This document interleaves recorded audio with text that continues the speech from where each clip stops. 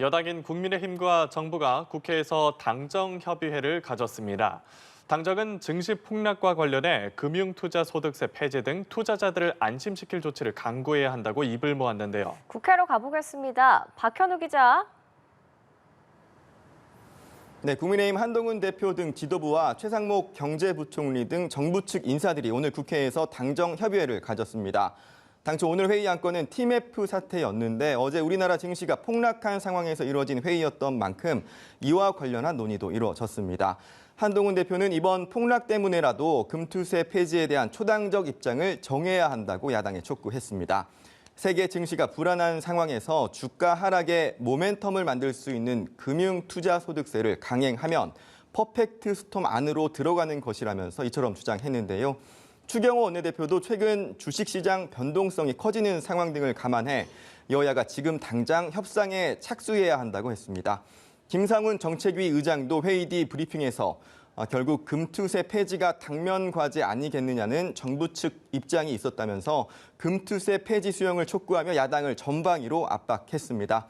당정은 TMF 사태와 관련해서는 일반 상품 구매로 피해를 본 소비자에 대해선 이번 주 안에 환불이 이뤄질 수 있도록 지원하기로 했습니다. 또 팀원 피해 기업에는 경영 안정자금 2천억 원 등을 유동성을 공급하기로 했습니다.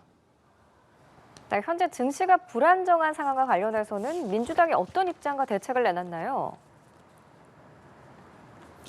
네, 민주당 박찬대 대표 직무대행 겸 원내대표는 오전 회의에서 코스피, 코스닥 지수가 동시에 폭락하는 등 경제가 비상 상황이라면서 비상경제점검회의를 가동해 경제 상황을 점검하겠다고 했습니다. 그러면서 당장 서민들은 먹고 살기가 외환이기 때문이나 어렵다면서 25만 원 지원법을 시행을 재차 촉구했습니다.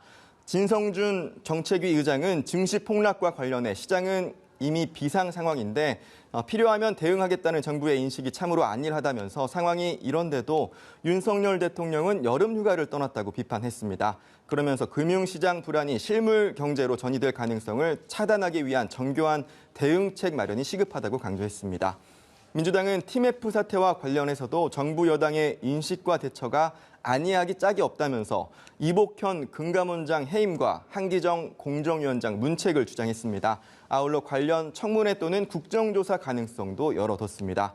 이런 가운데 민주당과 조국혁신당 과방위 위원들은 이진숙 방통위원장이 취임 첫날인 지난달 31일 KBS 이사와 MBC 대주주 박문진 이사 선임안을 의결한 것과 관련해 방통위를 방문해 현장 검증을 진행했습니다. 야당 위원들은 당시 방통위 회의록과 속기록 등을 바탕으로 이사 선임 과정의 위법성을 들여다본다는 계획입니다. 지금까지 국회에서 전해드렸습니다.